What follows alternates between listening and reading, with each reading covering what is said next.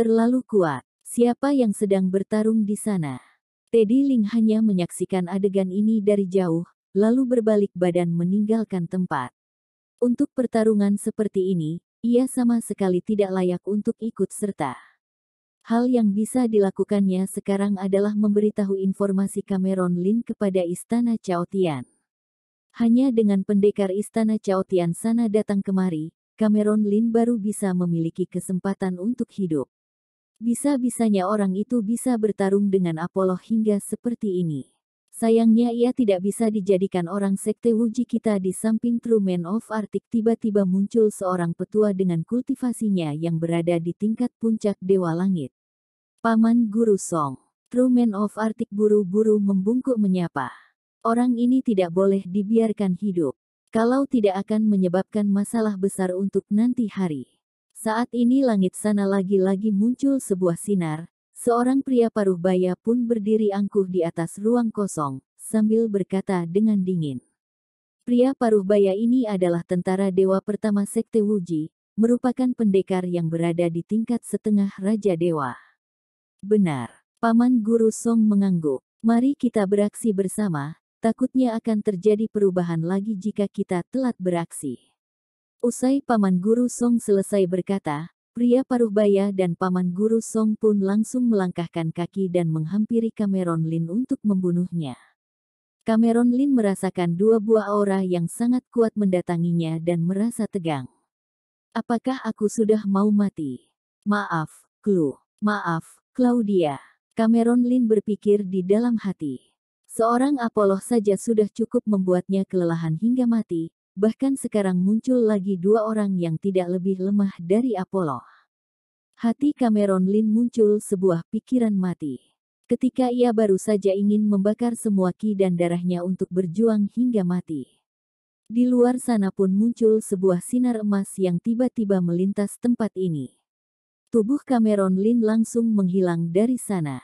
Tempat itu pun hanya tertinggal ketiga pendekar tingkat puncak Dewa Langit yang tengah berkerut alis. Awalnya mereka mengira Cameron Lin sudah pasti akan mati, namun siapa sangka bahwa ia bisa-bisanya diselamatkan oleh seseorang. Siapa yang menyelamatkan Cameron Lin? Ujar Apollo berat. Entah, aku tidak menyangka kalau di dunia Tianhuang masih ada pendekar yang begitu hebat.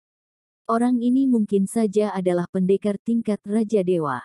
Beberapa orang itu pun memasang raut wajah suram. Mereka bahkan tidak melihat jelas bagaimana tampang orang yang menyelamatkan Cameron Lin pergi itu dan Cameron Lin pun sudah terselamatkan dengan begitu saja.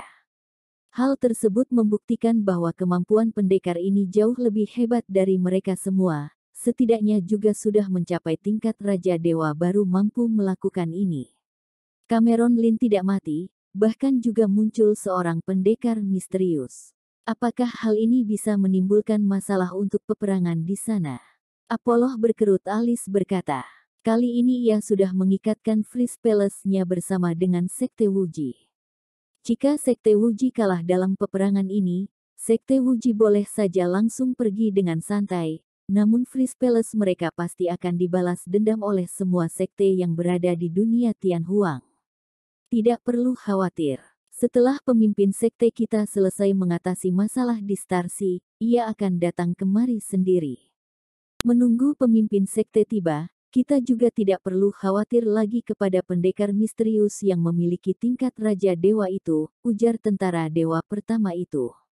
Lagi pula, kamu hanya mengira sekte Wuji kita saja yang menaruh pikiran pada Star Sea. Mendengar ini, Apollo pun merasa tenang kembali. Di sebuah gua gunung yang terpencil. Di luar gua gunung sana tampak sangat mendung dan langit terlihat gelap, bahkan hujan juga ikut mengguyur kencang. Ketika kilat petir melintas di langit, gua gunung itu pun mendapatkan sedikit penerangan.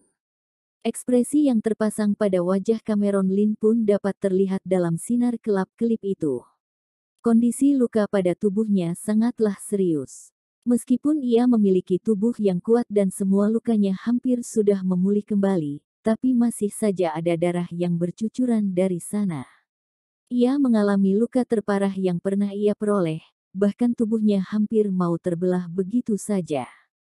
Maaf, Bolehkah aku mengetahui nama senior? Cameron Lin memandang orang misterius yang berada di depan sana dan bertanya dengan suara pelan. Melalui kilat petir, ia dapat melihat orang misterius ini yang memiliki rambut berwarna emas, serta lekukan tubuh kekar yang tampaknya sangat penuh dengan tenaga. Cameron Lin dapat memastikan tubuh pria paruh baya ini yang jauh lebih kuat darinya. Apalagi ketika tadi ia ditarik pergi oleh pria paruh baya ini, kecepatannya itu bahkan jauh lebih cepat berkali-kali lipat daripada dirinya berjalan sendiri. Minumlah. Orang misterius itu melempar sebuah botol keramik kepada Cameron Lin. Cameron Lin menerima botol keramik itu dan menemukan isi di dalam sana yang penuh dengan cairan peri yang pernah ditemuinya di bawah dataran peri. Apalagi cairan peri ini terasa lebih murni daripada cairan peri di bawah dataran peri. Sekali membuka botol itu, ia pun dapat langsung mencium aroma yang sedap, bahkan dengan mencium saja juga sangat berguna bagi dirinya yang sekarang ini. Cameron Lin juga tidak banyak berpikir dan langsung meminum cairan peri yang terdapat di dalam botol keramik itu. Cairan peri ini pun langsung bereaksi dengan cepat dan membuat tubuhnya penuh dengan semangat hidup yang baru. Energi kuat yang banyak juga terus tersalur ke arah lukanya. Cairan peri dari bawah dataran peri ini dapat menghidupkan orang yang telah mati, apalagi cairan peri yang sudah dimurnikan ini terasa semakin tidak biasa. Cameron Lin dapat merasakan luka pada tubuhnya yang tengah memulih kembali dengan cepat, begitu pula dengan energi sejatinya.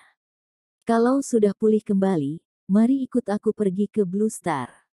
Orang misterius itu berkata dengan datar. Waktu tidak tersisa banyak. Baik. Cameron Lin berkata, meskipun ia tahu siapakah pendekar di depan matanya ini, tapi dengan kemampuan orang ini, jika ia memiliki pikiran licik, dirinya juga tidak dapat memberontak sama sekali. Orang misterius itu mengangguk. Kalau begitu, mari berangkat. Aku tahu hatimu penuh dengan banyak kebingungan. Namun setelah tiba di Blue Star, semua kebingunganmu itu pun akan mendapatkan jawabannya.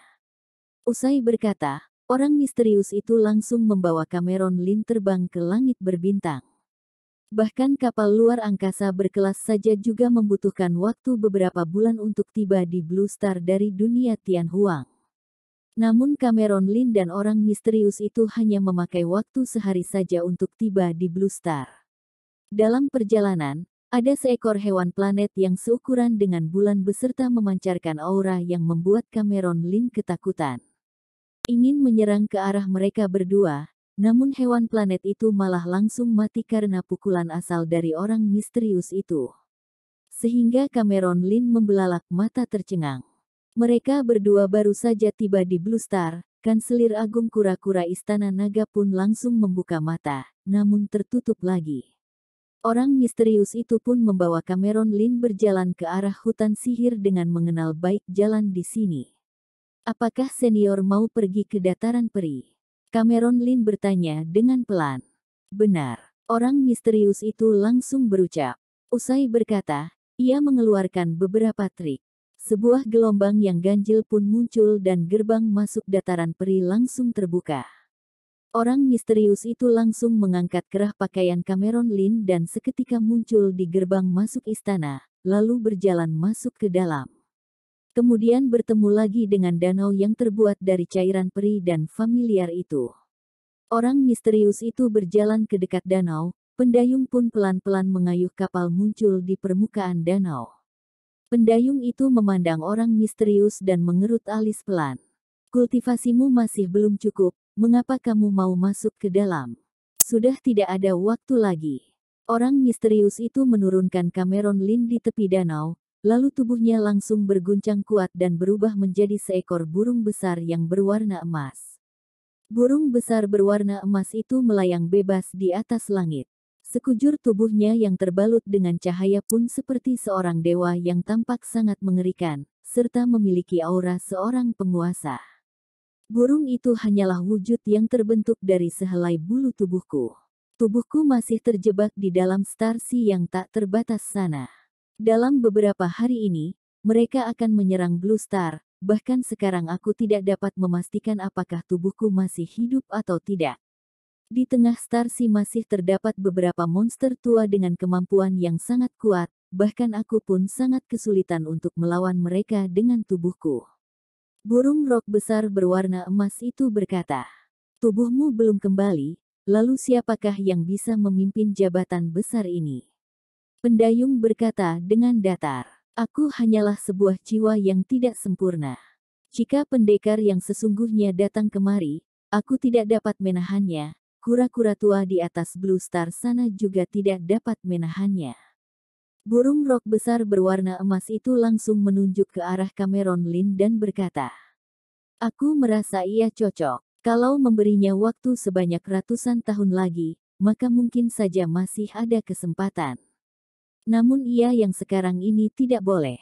Pendayung itu menggeleng kepala berkata, "Lingkaran sihir yang berada di luar Blue Star hanya bisa dipakai lagi untuk ratusan tahun saja. Dalam ratusan tahun ini, kalaupun bocah itu memiliki garis keturunan darah Raja Manusia, ia juga belum tentu bisa mencapai tingkat itu." Garis keturunan darah Raja Manusia. Hingga hari ini Cameron Lin baru mengetahui apa itu darah warna perak yang mengalir di dalam tubuhnya. Meskipun ia tidak mengetahui apakah garis keturunan darah Raja Manusia itu, tapi hal itu pastinya tidak biasa. Tubuhku tidak dapat kembali, orang-orang itu pastinya juga tidak dapat mengurus tubuhku dalam waktu yang singkat, namun mereka pasti akan menghalangiku untuk kembali ke Blue Star, ujar burung rok emas itu. Lingkaran sihir tempat ini memang dibuat oleh Raja Manusia. Meskipun setiap orang di Blue Star bisa mendapatkan kesempatan itu. Tapi kamu juga tidak tahu apakah Raja Manusia bisa memperlakukan keturunannya lebih baik, bukan? Usai burung rok emas itu berkata, pendayung pun terjebak dalam pikirannya. Tapi tempat ini adalah simpanan Blue Star terakhir kita. Anak ini tidak akan bisa menyaingi beberapa orang itu, jika ia belum mencapai tingkat kaisar.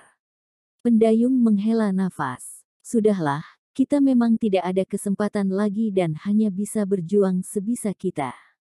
Usai berkata, pendayung itu memandang Cameron Lin berkata, "Dalam 100 tahun ini, kamu ikut aku untuk berlatih di sini.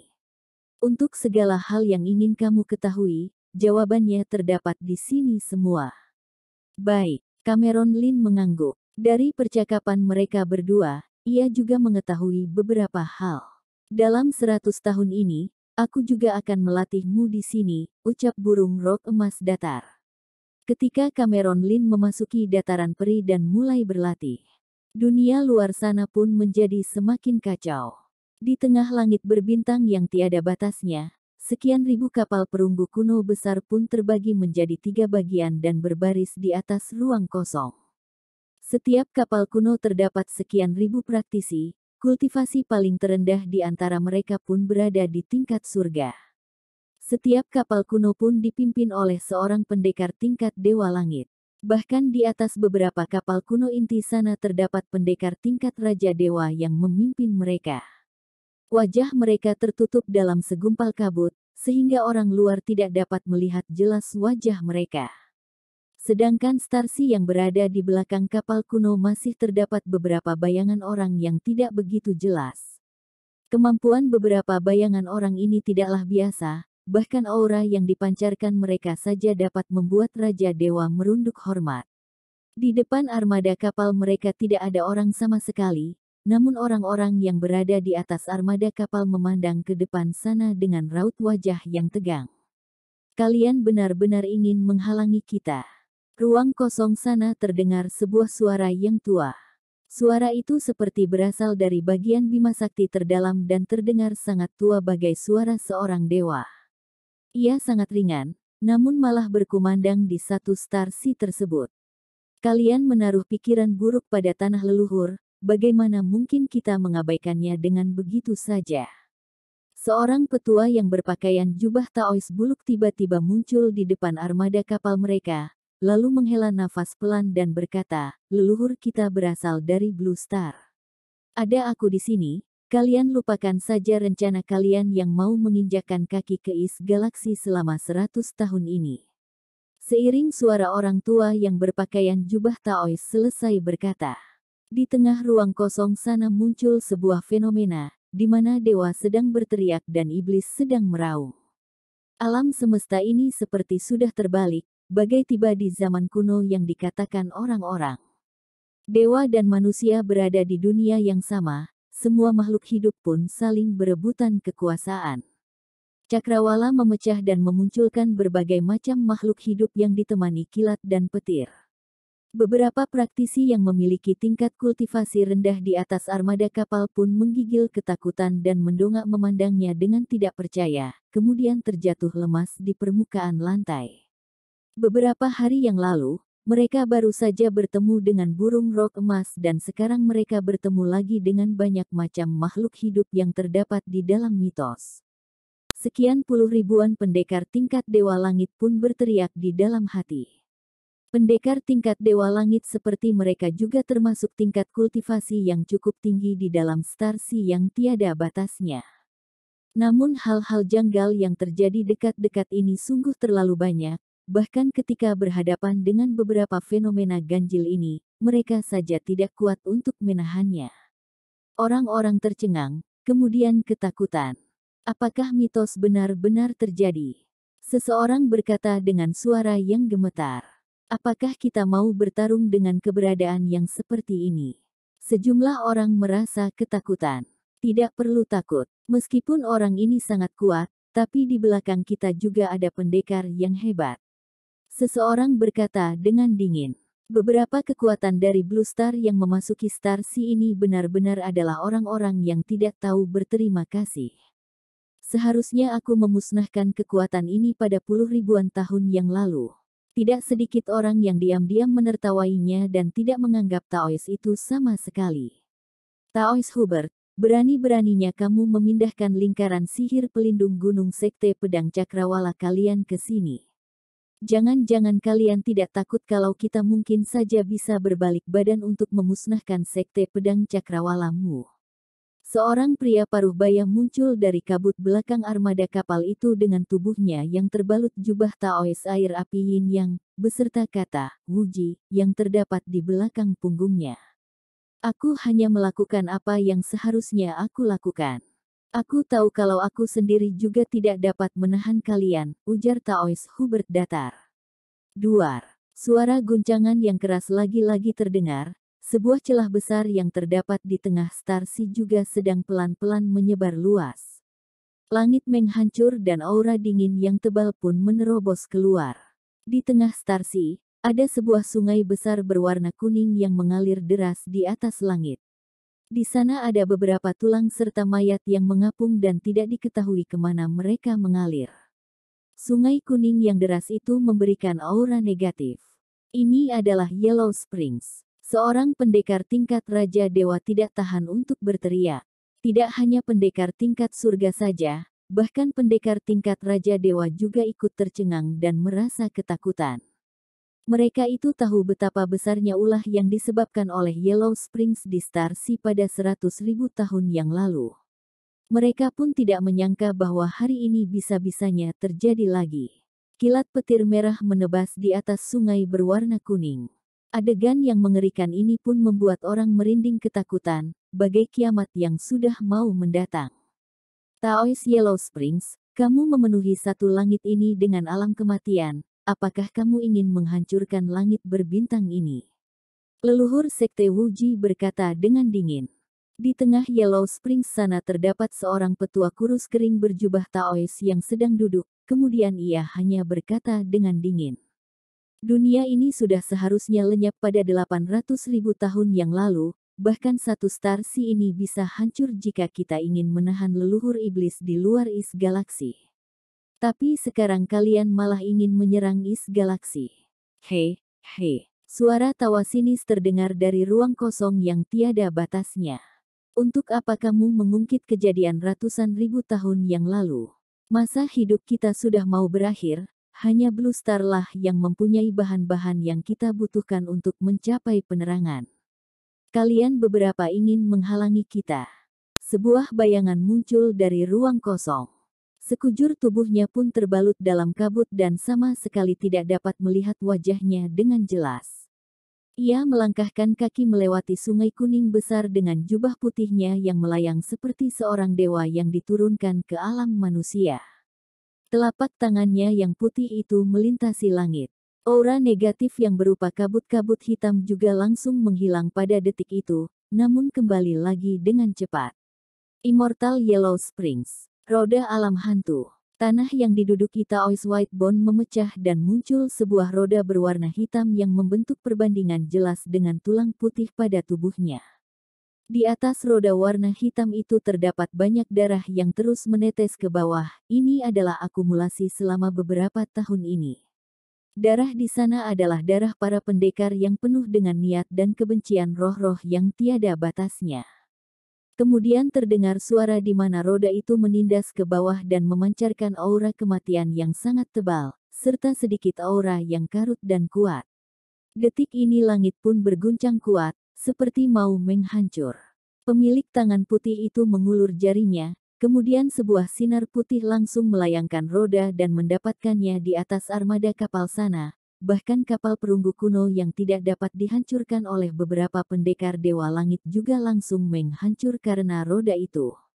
Sekian puluh kapal kuno menghancur, roh-roh dewa yang berada di atas kapal kuno juga langsung tertabrak remuk karena roda itu.